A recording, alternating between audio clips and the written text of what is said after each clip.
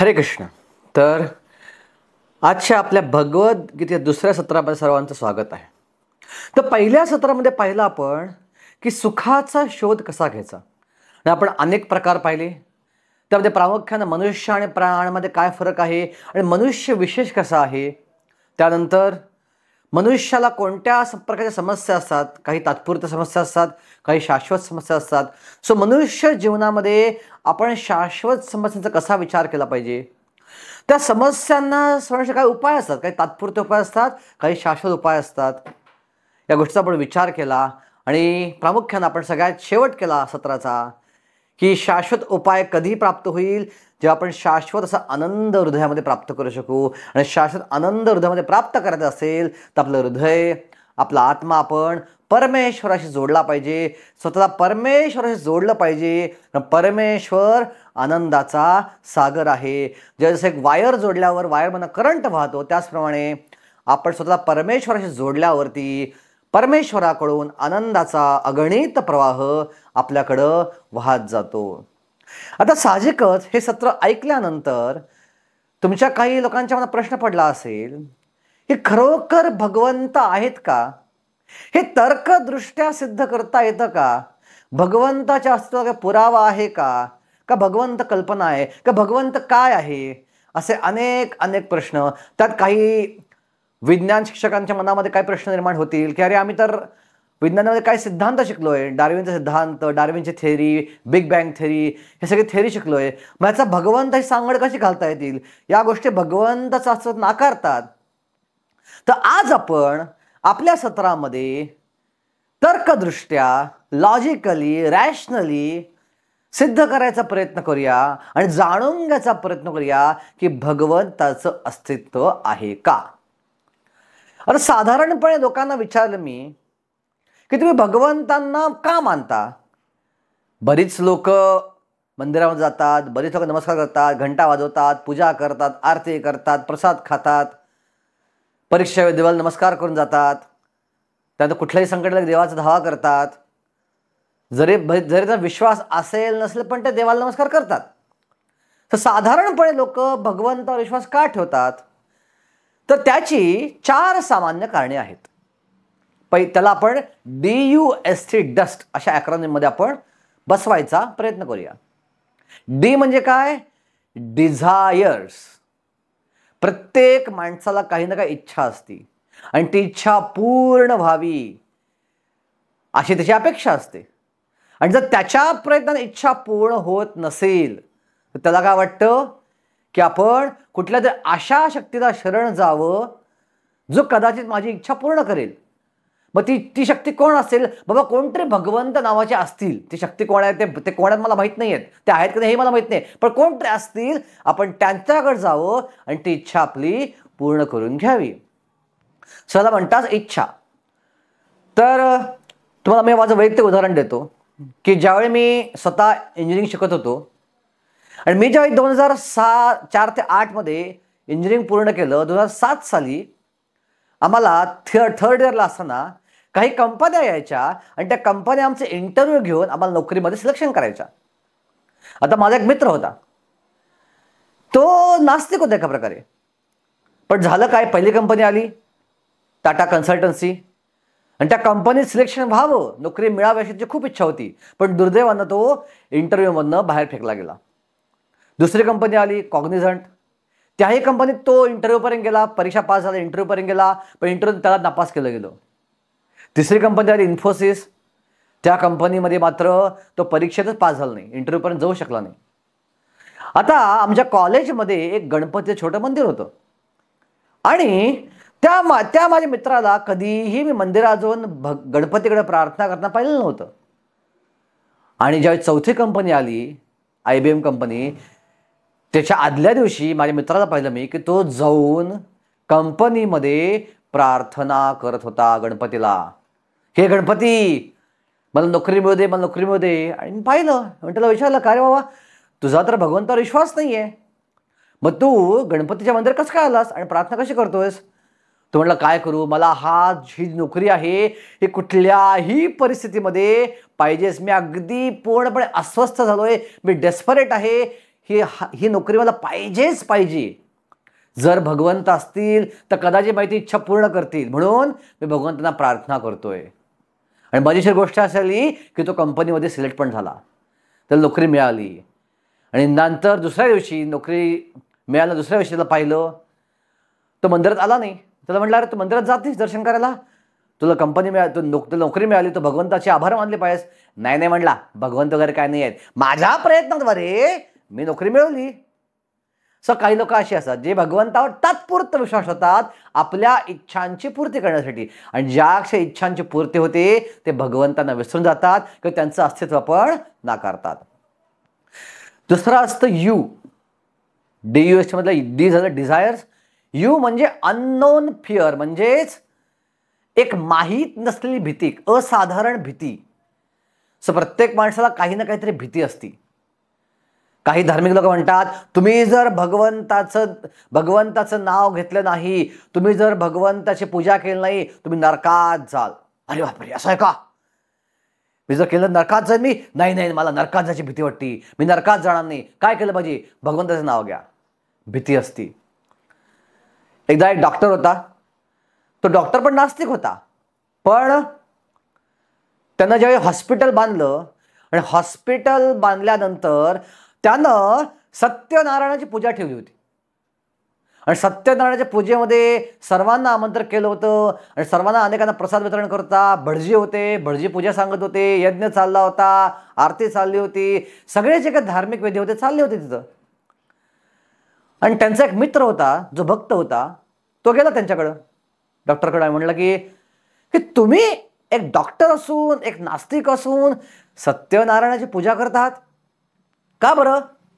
कारण तुम्ही तर कधीच विश्वास ठेवला भगवंतावरती. तो म्हणला, मान्य, मला अजूनही भगवंतावर विश्वास नाही आहे, पण हे हॉस्पिटल बांधलं मी, हे हॉस्पिटल बांधण्यासाठी मी 4 कोटी रुपये खर्च केले. आता 4 कोटी रुपये खर्च केल्यानंतर समजा माझं हॉस्पिटल चांगलं चाललं नाही किंवा काही प्रॉब्लेम हॉस्पिटलमध्ये, तर मी विचार केला की बाबा रे, जर ती भगवंताची पूजा करून ते समस्या दूर होत असतील, जर भगवंत कोणी असतील, तर त्या पूजेमध्ये खर्च किती आहे? हार्डली 15,000 रुपये खर्च आहे पूजेमध्ये. तर 4 कोटीचं हॉस्पिटल बांधून 15,000च्या पूजेसाठी मी कशाला रिस्क घेऊ उगाच? नको ती भीती कशाला बाळगायची उगाच? बाबा भगवंत कोणी असतील, त्यांना संतुष्ट करून टाकू 15,000 रुपयाच्या पूजे करून, तेही संतुष्ट होतील आणि माझ्या सगळ्या भीती आहेत त्या निघून जातील, माझ्या हॉस्पिटलला काय होणार नाही, माझ्याकडे चांगले पेशंटची आवक येईल. त्यामुळं ही 15,000 रुपये भीती मी दूर करून टाकली. त्याला म्हणतात अननोन फिअर, असाधारण भीती, ज्या भीतीपोटी नैसर्गिकरित्या मनुष्य भगवंताचा आश्रय घेतो. असं म्हणतात की एक व्यक्ती कधीच नास्तिक नसतो, तो म्हणजे युद्धाच्या वेळी सीमेवर उभा असलेला जवान, कारण त्याचं मरण त्याला प्रत्यक्ष दिसत असतं. कल्पना करा, व्यक्ती किती नास्तिक असला, असे नास्तिक व्यक्तींची सगळी मंडळी विमानामध्ये बसली आहे आणि विमान 40,000 फुटावरनं वर उडतंय, अशी कल्पना करा. आणि वर गेल्यानंतर पायलट म्हणला विमानाचा कंट्रोल सुटला आहे आणि विमान कुठल्या क्षणी कोसळू शकतं. नास्तिकातले नास्तिक काय करतील? तेही भगवंताचंच धावा करतील, तेही परमेश्वराचं त्यांच्या धर्मानुसार नाव घेऊ लागतील. कारण का? मृत्यूची भीती सर्वांना असते. ज्या मृत्यू समोर दिसतो एकच व्यक्ती आठवती, म्हणजे भगवंत. दुसरं कारण भगवंतावर विश्वास ठेवायचं, अननोन फिअर. तिसरं कारण म्हणजे भगवंतावर विश्वास ठेवायचं सामान्यपणे एस म्हणजे सोशल प्रेशर, सामाजिक दबाव. काही समाजाचा दबाव असतो की आपण समाजामध्ये राहतोय आणि त्या समाजामध्ये आपण विशिष्ट गोष्टी केल्या नाहीत तर आपण समाजातून बाहेर फेकलो जाऊ, अशी भीती काही लोकांना वाटते. त्या सामाजिक दबावापोटी लोक भगवंतावर विश्वास ठेवतात. उदाहरणार्थ, गणपती आला की गणपतीला कुठल्या प्रकारे पिक्चरची गाणी आवडत नाहीत, गणपतीला 10 रुपये धिंगाणा आवडत नाही, पण लोक गणपतीच्या काळामध्ये ज्या गोष्टी गणपतीला आवडत नाहीत त्या मुद्दामून करतात. लोक दारू पितात, लोक वेगवेगळ्या पिक्चरच्या गाण्यात नाचतात, धिंगाणा घालतात, पत्ते खेळतात, जुगार खेळतात आणि सगळं गणपती समोर चालतं.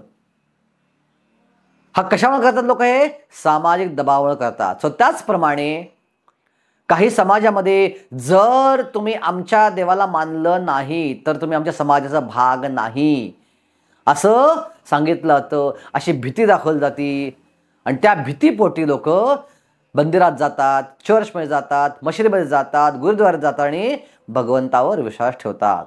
आणि चौथं सामान्य कारण DUST, टी म्हणजे ट्रॅडिशन, परंपरा. उदाहरणार्थ, मी एका विशिष्ट कुटुंबात वाढलो आणि त्या कुटुंबामध्ये मी पाहिलं की रोज रात्री भगवंताची आरती करतात.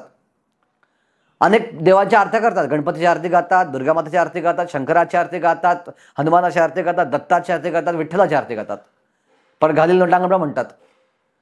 आता मला माहिती आहे कोण भगवंत आहे काय, पण मला माहिती आहे की दिवाळी आली, गणपती आला, दसरा आला, रामनवमी आली, हनुमान जयंती, देवासमोर जायचं, सगळ्यांनी एकत्र यायचं, टाळा वाजायच्या, आरती घालायची, घालील लोटांगण घालायचं, प्रसाद घेतात, निघून जायचं. देव आहे का? हा, हे आहे, पण देव आहे, ही परंपरा आमची आहे बाबा. सो यामध्ये एखादी व्यक्ती नास्तिक जरी असेल, आपली घरची परंपरा राखण्यासाठी तो हे कार्य करत राहतो. जसं आपण मागच्या वेळी पाहिलं की परंपरा कशी काम करते. परंपरेमध्ये साधारण व्यक्ती विचार करणे डोक्यानं. मागच्या सत्रामध्ये उदाहरण पाहिलं होतं की एक लग्न होतं आणि लग्नामध्ये एक मांजर त्रास होतं. म्हणून त्या लग्नातल्या मुलीच्या आईनं काय केलं, ते मांजर त्रास दे म्हणून त्या मांजराच्या डोक्यावरती एक पातेलं ठेवलं. तेव्हा मांजर पातेल्याच्या बाहेर येऊ नये आणि त्रास देऊ नये. काही वर्षांनी ती मुलगी जी होती तिला मुलगी झाली आणि अनेक वर्षांनी ती जी मुलीची मुलगी होती ती लग्नाला आली आणि तिचं लग्न ठरलं. आणि तिचं लग्न सुरू होतं, तिनं काय केलं, तिला आठवलं की माझ्या लग्नामध्ये एक मांजर होतं आणि त्या मांजरावरती पातेलं ठेवलं होतं. तर त्या मुलीच्या आईला काय वाटलं, ही परंपरा आहे, आपण पण आपल्या मुलीच्या लग्नामध्ये परंपरा चालू ठेवली पाहिजे. तिनं शोधून मांजर आणलं आणि ती श्रीमंत होती आता, आणि आपल्या श्रीमंतीचं प्राकट्यकरण करण्यासाठी तिनं काय केलं, सोन्याचं पातेलं बनवलं आणि सोन्याचं पातेलं त्या मांजरावर ठेवलं. कारण का ही परंपरा आहे, लग्न म्हणजे मांजरा डोक्यावर पातेलं ठेवलं पाहिजे. सो अशा प्रकारे कुठल्याही प्रकारे काय आहे खरं आणि काय खोटं आहे याची जाणीव न करता लोक, एक परंपरा आहे, मी या धर्मात जन्मालो, धर्माची परंपरा आहे, मी त्या धर्मात आलो, त्या धर्माची परंपरा आहे, मी या जातीवर जन्मालो, या जातीची परंपरा आहे, हे मला केलंच पाहिजे, ही परंपरा म्हणून लोक भगवंतावर विश्वास ठेवतात. पण ह्याच्यामधल्या बऱ्याचशा गोष्टी या अंधश्रद्धा असू शकतात. आता आपण अंधश्रद्धेकडून विज्ञानाकडे प्रयत्न करूया. आपण भगवंताचं अस्तित्व खरोखर आहे का ह्याचे काही तर्क आधारित पुरावे पाहायचा प्रयत्न करूया. तर तर्काद्वारे भगवंतांना आपण जाणून घेऊ शकतो का, किंवा तर्काद्वारे भगवंताचं अस्तित्व सिद्ध करू शकतो का? काही लोक म्हणतात भगवंत असल्याचा पुरावा आम्हाला दाखवा. त्यांना आपण असं विचारलं की भगवंत नसल्याचा पुरावा तुम्ही दाखवा. ते पुरावा दाखवू शकतो भगवंत नसल्याचा? जेवढा भगवंत असल्याचा पुरावा दाखवणं सोपी गोष्ट नाही आहे, तेवढाच भगवंत नसल्याचा पुरावा दाखवणं ही सुद्धा सोपी गोष्ट नाही आहे. सो दोन्ही गोष्टी वेडेप्रमाणे आहेत. भगवंत दिसले नाही तर नाहीच आहेत हे मानणे वेडेपणा आहे, आणि भगवंत हे आहेत आणि त्याचा तर्क लावायची गरज नाहीये असं मानणं पण वेडेपणा आहे. दोन्हीही एक्स्ट्रीम टोकं आहेत. तर आपण आता तर्काद्वारे थोडंसं जाणून घ्यायचा प्रयत्न करूया की तर्काद्वारे आपण कसं भगवंताचं अस्तित्व अंधश्रद्धेने नव्हे मान्य करू शकतो. पहिला आहे, त्यातला आहे क्रिएशन इम्प्लाइज क्रिएटर. जर एखादी गोष्टची निर्मिती आहे तर निर्मितीकार हा असलाच पाहिजे. अशी कोणती गोष्ट जगामध्ये आहे का की जी आपोआप आली? हे जे टेबल दिसतंय, ही जी खुर्ची दिसते आहे, हा जो पंखा दिसतोय, हा लाईट दिसतोय, असं काय झालंय की ऑटोमॅटिक पंखा बनला, ऑटोमॅटिक ट्यूबलाईट बनली. ठीक आहे, समजा तुमच्या घरामध्ये एक लॅपटॉप आहे किंवा मोबाईल आहे आणि तुम्ही एखादा प्रश्न विचारलात की लॅपटॉप कसं काय निर्माण झाला? काय नाही, एक प्लास्टिक आलं, काही लोखंड आलं, काही सोनं आलं, काही सिलिकॉन आलं, रात्री पाऊस पडला, पावसामध्ये ऑटोमॅटिक मिक्स झालं, सकाळी बघितलं लॅपटॉप बनला होता. हे जर बोललो तर तुम्ही सगळे शिक्षक लोक आहात, तुम्हाला काय प्रभूजी मूर्खासारखं बोलता काय काय? असं ऑटोमॅटिक मिक्स होऊन कधी तयार होईल? असं कधी? त्याला निर्माण करणारा खूप मोठा व्यक्ती असला पाहिजे. त्या लॅपटॉप शिवाय केवढा मोठा विचार आहे, केवढा तर्क आहे. साधं एक टेबल बनवायचं तर किती विचार करायला लागतो, कुठलं लाकूड वापरायचं, किती लांबी असली पाहिजे, किती रुंदी असली पाहिजे, किती उंची असली पाहिजे, किती जाडी असली पाहिजे, किती लोक टेबलावर बसणार आहेत, काय सामान टेबलावर ठेवणार आहे, त्याचं किती क्षमता टेबलाची असली पाहिजे, टेबल कुठे वापरणार आहे, पावसामध्ये वापरणार आहे का उन्हामध्ये वापरणार आहे, खोली म्हणजे आत वापरणार, खोलीच्या बाहेर वापरणार आहे, त्यानुसार लाकडाची लाकूड कुठल्या प्रकारे निवडलं पाहिजे, सन्मार्ग कुठल्या प्रकारे निवडला पाहिजे, त्याला आपण कलर कुठला दिला पाहिजे, या सगळ्या गोष्टीचा खूप विचार करावा लागतो एक टेबल बनवण्यासाठी. मग आपण म्हणतो हे जग जे आहे निर्माण झालं आहे, हे ऑटोमॅटिक निर्माण झालं आपण म्हणू शकतो? नाही म्हणू शकत. हा जो विचार करतो या विचारांना राक्षसी प्रवृत्तीची लोक असं भगवद्गीतेमध्ये भगवंतांनी स्वतः म्हणले आहे. भगवंत म्हणतात की असत्यम अप्रतिष्ठाम ते जगत आहुर अनीश्वरम. हे जग कसं असत्य आहे, त्याला कुठलीही फाउंडेशन नाही, प्रतिष्ठा नाही, त्याला कुठला ईश्वर नाही आहे. अपरस्पर संभूतम. जग निर्माण कसं झालं? अपरस्पर, ऑटोमॅटिक जग निर्माण झालं. आणि जग निर्माणाचा उद्देश काय आहे? केवळ एन्जॉय करणं. किमन्येत काम हेतुकम. ही राक्षसी वृत्तीची माणसं त्यांच्या अतार्किक बुद्धीमुळं, अविचारीपणामुळं असा विचार करतात. एके दिवशी न्यूटनकडे एक नास्तिक व्यक्ती गेला होता, नास्तिक मित्र गेला होता. आणि तो नास्तिक होता, त्याचा भगवंत जास्त विश्वास नव्हता. आणि न्यूटन मात्र एवढा मोठा वैज्ञानिक असूनही न्यूटनचा भगवंताच्या अस्तित्वावर पूर्ण विश्वास होता. न्यूटन रोज चर्चमध्ये जायचा आणि भगवंताची प्रार्थना करायचा.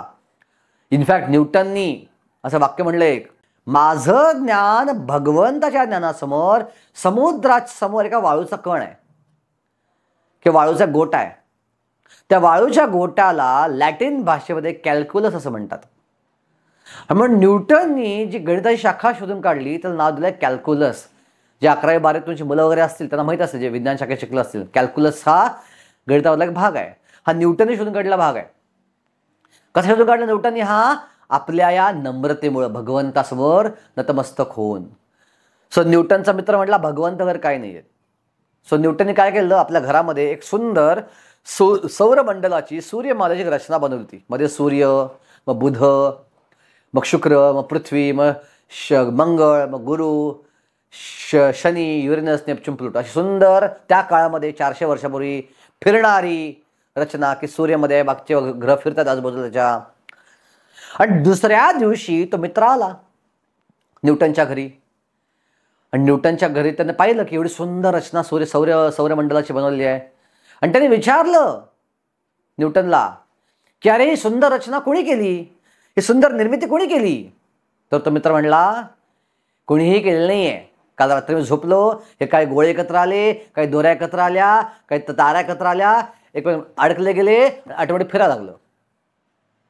आणि तो मित्र हसायला लागला. तो म्हणला माझी फिरकी घेतोस का, माझी चेष्टा करतोस का, असं कधी होणं शक्य आहे का? तो म्हणला शक्य आहे. कसं शक्य आहे? ह्याच्यावर खूप मोठा विचार आहे, निर्मिती याच्या मागं. आणि त्यावेळी न्यूटन म्हणतो साधी खोटी कृत्रिम निर्मिती जर करायची असेल तर एवढा विचार करायला लागतो. मग ॲक्च्युली सूर्यमंडलामध्ये सूर्याच्या भोवती एवढे ग्रह फिरत आहेत, ह्याला कुठल्या निर्मात्याची आवश्यकता नाही आहे. हा तर्क सिद्ध करतो की निर्मिती दिसती आहे, निर्माता असलाच पाहिजे आणि तो निर्माता भगवंत असलेच पाहिजे. दुसरा नियम आहे, नियम करता असलाच पाहिजे. Law implies law maker. कुठलाही नियम आहे, तुम्ही शाळेत शिकवत आहात, शाळेचे काय नियम असतात. शाळेमध्ये कसला युनिफॉर्म घातला पाहिजे, गणवेश कसा असला पाहिजे, पांढरा शर्ट, खाकी चड्डी का लाल चड्डी वाटेवर, का पॅन्ट, टाय असला पाहिजे. शाळेत किती वाजता आलं पाहिजे, शाळेतनं किती वाजता गेलं पाहिजे, शाळेमध्ये कोणती प्रार्थना म्हणली पाहिजे, शाळेमध्ये दुपारी बदलीसाठी किती वाजता असली पाहिजे, शिक्षकांनी शिकवायची पद्धत कशी ठेवली पाहिजे, शिक्षकांची यायची वेळ काय आहे, शिक्षकांचा पगार किती आहे, शिक्षकांना प्रमोशन कधी मिळेल, मुख्याध्यापक कोण होईल, शिपाई कोण असेल, शिक्षकांची कामं काय आहेत, शिपाईची कामं काय आहेत, या सगळ्याला नियम आहेत. हे नियम कोणी बनवले? एक शाळेचा नियम करता आहे. सरकारी शाळा सरकार नियम करता आहे, सरकारी शिक्षण मंत्री नियम करता आहे. खाजगी शाळा असेल तर त्या शाळेचा ट्रस्टी, त्या शाळेचा मालक, शाळेचा मुख्याध्यापक हा नियम करता आहे. सो आपण असं म्हणू शकत नाही की शाळा हे नियम ॲटोमॅटिक बनले, नियम आपोआप बनले. आपोआप नियम कधी बनू शकत नाहीत. आपण या विश्वात पाहतो किती नियम आहेत. बरोबर मे महिन्यामध्ये उन्हाळा येतो, एप्रिलमध्ये मे मध्ये उन्हाळा चालू होतो. असं कधी पाहिलं एप्रिलमध्ये हिवाळा आलाय, मे मध्ये हिवाळा आला पाहिला? पण नाही. उन्हाळ्यानंतर मान्सून सत्र येतं, पावसाळा चालू होतो, पाऊस संपल्यानंतर परत ऑक्टोबर हीट येते, ऑक्टोबर हीटनंतर परत हिवाळा चालू होतो, हिवाळा वाढत वाढत वाढत जातो, तर हिवाळा कमी व्हायला लागतो, उन्हाळा वाढायला लागतो. हा नियम आहेत, हे ऑटोमॅटिक घडतंय. हा नियमा कोणतं असलं पाहिजे. तर ट्रॅफिकचा नियम आहे, लाल दिवा लागल्यावरती थांबा, हिरवा दिवा लागल्यावरती जावा पुढं, हे ट्रॅफिकचे नियम आहेत. सो त्याचप्रमाणे विश्वामध्ये एवढं ट्रॅफिक आहे, एवढे ग्रह फिरत आहेत आणि कुठेही ॲक्सिडेंट होत नाही आहेत. कधी पाहिले ॲक्सिडेंट झाले? पृथ्वी धडकली जाऊन बुधाला, बुध धडकलं जाऊन मंगळाला, मंगळ धडकलं गुरुला, कधी पाहिले नाही. वर्षानुवर्ष ग्रह फिरत आहेत त्याच्या नियमानुसार, त्यांच्या वेगानुसार, त्यांच्या सत्रानुसार. आणि आपण म्हणतो की याला नियम करता नाहीये. सो ज्याप्रमाणे या विश्वातल्या छोट्या छोट्या संस्थांसाठी, या जगातल्या छोट्या गोष्टी नियम करता असला पाहिजे, या विश्वात ज्या अगणित नियम आहेत त्या नियम करता नाहीये. तो नियम करता असलाच पाहिजे. तर्काद्वारे ते नियम करता कोण आहेत? भगवंत आहेत. हा दुसरा तर्क पाहू शकतो आपण. पहिला तर्क आहे निर्मिती आहे, निर्मितीकार असलाच पाहिजे. दुसरा नियम आहे, नियम करता असलाच पाहिजे. Law implies law maker. तिसरं रचना आहे, रचनाकार असलाच पाहिजे. बघा डिझाईन आहे, जसं म्हटलं मी कॉम्प्युटर डिझाईन आहे विशिष्ट.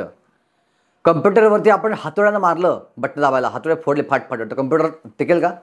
नाही, कम्प्युटर तोडून जाईल. ते कोमल हातानं बटन दाबले पाहिजेत, कारण त्या आपली रचना केलेली आहे. समजा मला ढोल बडवायचा आहे, नंतर ढोल बडवायला मी एकदम कोमल हाताने ढोल मारला असा, तो ढोलामधून आवाज येईल? नाही. ढोलाची रचना जी आहे ते काठीने धाड धाड म्हणून केलेली आहे. ठीक आहे, मी जर स्कूटी घेतली किंवा ॲक्टिवा घेतली आणि शेतामध्ये नांगराला गेलो घेऊन, किंवा मर्सिडीज बेंज घेतली आणि शेत नांगराला गेलो, तर ते मर्सिडीज बेंज काम करेल शेतामध्ये? नाही, ते खराब होऊन जाईल. कारण त्या मर्सिडीज बेंजची रचना ही हायवेवर चालण्यासाठी केलेली आहे. आणि ट्रॅक्टर घेतला आणि ट्रॅक्टर घेऊन मी किती वेगानं हायवेवरती पळायचा प्रयत्न केला, तर ट्रॅक्टरचा वेग किती जास्तीत जास्त? मर्सिडीजचा एवढा वेग ट्रॅक्टर प्राप्त करू शकेल? नाही. ट्रॅक्टर बनवला आहे शेतामध्ये नांगरणी वखरणी करण्यासाठी. सो हे कुणी सगळं बनवलं?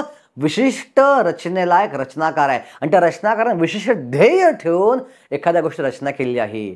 मला शेतात नांगरणी करायची आहे, तर कशा प्रकारचं वाहन असलं पाहिजे याचा विचार त्या मागं आहे रचनाकाराचा.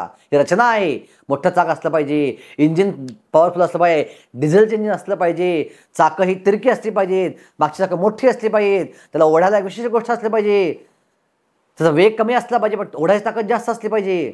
आणि मर्सिडीज बेंजचं उलट आहे, त्याची वेग जास्त असला पाहिजे, शॉकअप चांगले असले पाहिजेत, आतमध्ये सुंदरता असली पाहिजे, AC असला पाहिजे, पण ओढायची क्षमता कमी असली पाहिजे.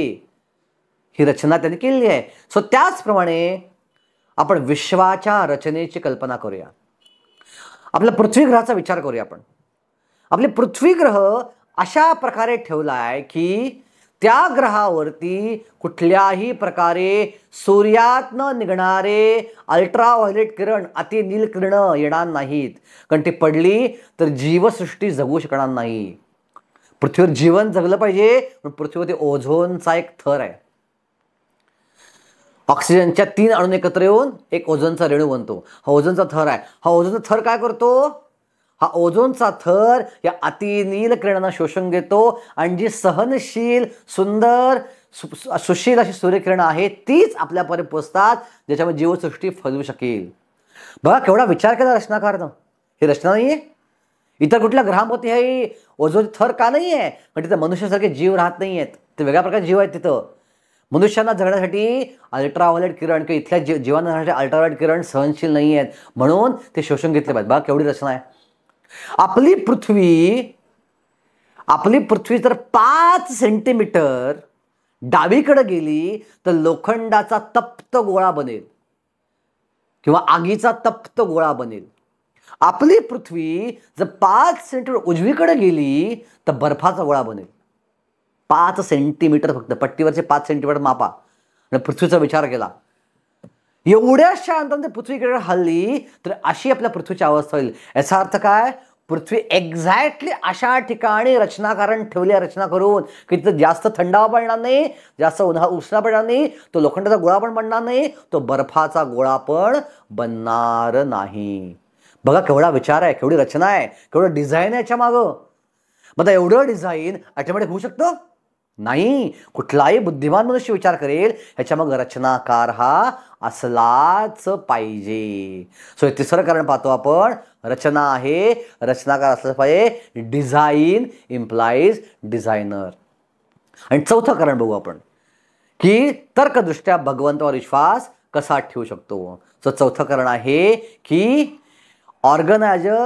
Organisation implies organiser. व्यवस्था आहे, व्यवस्थापक असलाच पाहिजे. एखाद्या कंपनीमध्ये आपण गेलो तर कंपनीमध्ये विशिष्ट व्यवस्था असते. या कंपनीमध्ये सगळ्यांना प्रवेश नसतो. ज्यांच्याकडे आय कार्ड आहे, ज्यांच्याकडे ओळखपत्र आहे त्यांनाच प्रवेश. ते ओळखपत्र दाखवलं की त्याची हजेरी लागती, तो आत जातो. तिथं पण त्याला कम्प्युटर दिला असतो, त्याला पण एक ID पासवर्ड असतो, तो टाकला तरच तो कम्प्युटर चालू होईल. त्याने विशिष्ट तास काम केलं पाहिजे तरच त्याला पगार मिळेल. त्यानं चुका केला त्याचा पगार कट होईल, त्यानं सुट्ट्या घेतल्या त्याचा पगार कट होईल. ही कंपनीची व्यवस्था आहे. ही व्यवस्था आहे. म्हणजे व्यवस्थापक कोणतरी मॅनेजर आहे जो कंपनी मॅनेज करतोय. जरी आपण त्या मॅनेजरला पाहिलं नाही, आपल्याला बॅक ऑफ द माइंड माहिती आहे की मॅनेजर हा तिथं आहे. जर मॅनेजर नसता तर ती कंपनी चाललीच नसती. जरी कंपनीचा CEO लंडनला फिरायला गेला की अमेरिकेत फिरायला गेला तरी पण त्याच्या आदेशानुसारच, त्यानं ठरवून दिलेल्या व्यवस्थापनानुसारच कंपनीचं किंवा संस्थेचं व्यवस्थापने सुरू असतं. सो त्याचप्रमाणे आपण या विश्वाचा विचार केला तर सूर्य बरोबर पूर्वेला उगवतो, पश्चिमेलाच मावळतो. कधी पाहिले सूर्याला कंटाळा आला की दिवशी पश्चिमेला उगवला आणि पूर्वेला मावळला नाही. हे डिझाईन कोणीतरी केलेलं आहे, हे ऑटोमॅटिक घडतंय. पण ह्याच्यावर कोणतरी एक व्यवस्थापक आहे, व्यवस्था ठेवणारा. त्यानंतर बरोबर उन्हाळ्यामध्ये समुद्राच्या पाण्याची वाफ होती आणि पावसात त्या वाफेवर पाऊस पडतो. आपल्याला वाटतं एक कृत्रिम प्रक्रिया आहे, पण त्याच्या मागे एक व्यवस्थापक असलाच पाहिजे. उदाहरणार्थ एखादा कम्प्युटर प्रोग्राम आहे आणि त्या कम्प्युटरवर ॲटोमॅटिक काम करतोय, पण जरी ॲटोमॅटिक कम्प्युटर प्रोग्रामनं काम केलं असला तर त्या कम्प्युटर प्रोग्रामच्या मागं कोणतरी एक व्यवस्थापक असला पाहिजे. आपण व्हिडिओ गेम खेळतो, व्हिडिओ गेम खेळताना आपण पाहतो की ऑटोमॅटिक टीव्हीवरची कॅरेक्टर जी असतात ती गेममधली उड्या मारतायत, खाली पडतायत, उचतायत, फळं प्राप्त करतायत, पॉईंट्स घेतायत, मरतायत. पण त्याला खेळवणारा कोणतरी एक मागं बसलेला असतो. सो त्याचप्रमाणे आपण व्यवस्था पाहतोय, या व्यवस्थेमागं कोणतरी व्यवस्थापक असलाच पाहिजे. ह्या 4 कारणं जी आहेत हे तर्काच्या आधारे आपल्याला मांडण्यास प्रवृत्त करतात की हा कोणीतरी एक बुद्धिमान व्यक्ती ज्याने सगळं निर्माण केलेलं आहे, जो हे चालवत आहे, ज्याने नियम केलेले आहेत आणि ज्याने रचना केली आहे, तो व्यक्ती असलाच पाहिजे. आणि तो व्यक्ती म्हणजे कोण? भगवंत. तर आता आपण बघितलं की तर्काच्या आधारे कसा आपण भगवंतावर विश्वास ठेवू शकतो. आता या भगवंताच्या अस्तित्वाला आव्हान देणारे प्रमुख 2 गोष्टी या जगात आपण पाहू शकतो. पहिलं आव्हान काय आहे की जर भगवंत आहे तर माझ्या डोळ्याला भगवंत दाखवा. जोपर्यंत भगवंत पाहणार नाही मी भगवंतांना मानणार नाही. हा पहिला एक गोष्ट आपण ऐकू शकतो. आणि दुसरी गोष्ट पाहतो आपण की जर आपली निर्मिती भगवंतांनी केली आहे, या विश्वाची निर्मिती भगवंतांनी केली आहे, तर भगवंताची निर्मिती कोणी केली? त्यांना निर्माता असलंच पाहिजे कोणतरी. सो त्यांचा निर्माता कोण आहे? हे 2 प्रामुख्यानं आव्हानं भगवंताच्या अस्तित्वाविरुद्ध लोक देत असतात. तर पहिल्या आव्हानाचा विचार करूया. पहिलं आव्हान काय आहे? भगवंत आहेत तर माझ्या डोळ्याला भगवंत दाखवू शकता का? अशी एक संस्था आहे, अंधश्रद्धा निर्मूलन. संस्थेला कुठली नावं ठेवत नाही मी, संस्था चांगली आहे, पण ती लोक म्हणतात की देव दाखवा आणि 1 लाख रुपये मिळवा असं ते म्हणतात. आता आपण जसं मागाशी तर्कदृष्ट्या पाहिलं की भगवंताच्या अस्तित्वावर विश्वास कसा ठेवू शकतो तर्काद्वारे, तसं आपण तर्काद्वारे परत पाहूया की भगवंतांना आपण पाहू शकतो का? हो, भगवंतांना कसं पाहू शकतो आपण? तर पहिलं आहे कार्य आणि कारण हेतू. कार्य आहे म्हणजे त्या कार्याच्या मागं कारण असलंच पाहिजे. ज्या अर्थी पंखा फिरतोय त्या अर्थी या वायरमधनं वीज गेलेली असलीच पाहिजे. विजेविना ऑटोमॅटिक पंखा कधी फिरणं शक्यच नाही आहे. ज्या अर्थी आतमध्ये पंखा फिरतोय त्या अर्थी त्यामध्ये चुंबकीय क्षेत्र हे असलंच पाहिजे. त्या चुंबकीय क्षेत्राशिवाय पंख्यावरती बल निर्माण होणार नाही आणि पंखा फिरू शकणार नाही. सो त्याचप्रमाणे या जगामध्ये आपण पाहतो की परिणाम दिसतोय, विश्व दिसतंय, रचना दिसते, त्यामागं रचनाकार निर्माता असलाच पाहिजे. सो कारण आहे, कार्य आहे, कार्याच्या मागं कारण हे असलंच पाहिजे. दृष्टीच्या मागं द्रष्टा हा असलाच पाहिजे. पण तरी लोक म्हणतात ठीक आहे हे तर्कदृष्ट्या झालं, पण प्रत्यक्ष मला भगवंत दाखवू शकता का? हो, प्रत्यक्षदृष्ट्या भगवंत दाखवता येतील, पण त्यासाठी काही विशिष्ट पद्धतींचं पालन आपल्याला करावं लागेल. जसं विज्ञानामध्ये सुद्धा आपण लगेचच गोष्ट मान्य करू शकत नाही. आपण काही विशिष्ट पद्धतींचं पालन करतो आणि मग त्या गोष्टीची अनुभूती आपल्याला होऊ शकते. उदाहरण आपण पाहूया की समजा इयत्ता 8वी मध्ये तुमच्याकडे काही विज्ञान शिक्षक पण असतील. इयत्ता 8वी मध्ये तुम्ही शाळेत मुलांना शिकवता की अणू नावाचे जगामध्ये कण आहेत आणि त्या अणू नावाच्या कणांमध्ये प्रोटॉन, न्यूट्रॉन, इलेक्ट्रॉन नावाचे सूक्ष्म कण असतात जे आपल्या डोळ्यांना दिसत नाहीत. समजा एखाद्या मुलांना आव्हान दिलं वर्गामध्ये की हे कण मला दाखवा, तर तुम्ही काय उत्तर द्याल? लगेच दाखवू शकाल हे कण? नाही. ह्या कणांचं अस्तित्व लगेच दाखवता येत नाही. सूक्ष्मदर्शीला दिसेल नाही. कारण माझे डोळे कसले बनलेत? माझे डोळे हे पदार्थाचे बनलेत आणि पदार्थ हे अणूंचे बनलेत, इलेक्ट्रॉनचे बनलेत. जे सूक्ष्मदर्शी वापरू मी ती सूक्ष्मदर्शी पण पदार्थाची बनली आहे, ती पण इलेक्ट्रॉनची बनली आहे. सो इलेक्ट्रॉनमधले डोळे, इलेक्ट्रॉनमधले सूक्ष्मदर्शीतनं इलेक्ट्रॉन पाहू शकेल? ते कधीही पाहू शकणार नाहीत. या विश्वातल्या कोणत्याही वैज्ञानिकानं आजपर्यंत इलेक्ट्रॉन्सना पाहिलेलं नाही. तरी पण विश्वास कसा ठेवायचा? अगेन परिणाम पाहू शकतो. जर तुम्हाला पाहायचं आहे ना, सॉकेटमध्ये बोर्ड घाला आणि बटन चालू करा. जरी डोळ्याला दिसत नाही आहे, परिणाम मात्र लगेच अनुभवतो, लगेच शॉक बसतो आणि शॉक बसता लगेच म्हटलं जातं हां आहेत इलेक्ट्रॉन नावाचे कण आहेत, आता जास्त मला जाणून घ्यायची आवश्यकता नाही आहे. जरी डोळ्याला दिसत नाही आहे, अनुभूतीमध्ये येऊ शकतं. सो त्याचप्रमाणे आपणही भगवंतांना पाहू शकतो, पण त्यासाठी विशिष्ट पद्धतीचं पालन केलं पाहिजे. आता आपण अजून एक उदाहरण पाहूया. इलेक्ट्रॉनचं उदाहरण तर झालं. समजा एखाद्या मुलाने सांगितलं न्यूट्रॉन बघता येईल का? तर सर काय म्हणतील? हो बघता येईल, पण त्यासाठी आत्ता बघता येणार तुला आत्ता 8वीची परीक्षा पास करायला लागेल, मग 9वीची, मग 10वी पास हो, मग विज्ञान शाखेला जा, 11वी 12वी विज्ञान शाखेत पास हो, 11वी 12वी. त्यानंतर आयदर इंजिनिअरिंगला जा किंवा BScला जा, विज्ञान शाखा घे, तिथली डिग्री प्राप्त कर. ती डिग्री प्राप्त करून BSc MSc केल्यानंतर किंवा इंजिनियर झाल्यानंतर तू एका विशिष्ट अणुसंशोधन केंद्राची परीक्षा दे, ती परीक्षा पास हो, तिथं 1 वर्ष ट्रेनिंग घे आणि तिथं 1 वर्ष ट्रेनिंग घेतल्यानंतर अणुभट्टीमध्ये जाऊन तुला प्रत्यक्षदृष्ट्या प्रयोगाद्वारे, इन्स्ट्रुमेंटद्वारे, उपकरणांद्वारे न्यूट्रॉनना सेन्स करता येईल, न्यूट्रॉनना पाहता येईल. प्रत्यक्ष डोळ्याने न्यूट्रॉन पाहता येणार नाही, पण त्यासाठी एवढ्या तुला पद्धतीचं अवलंबन करावं लागेल.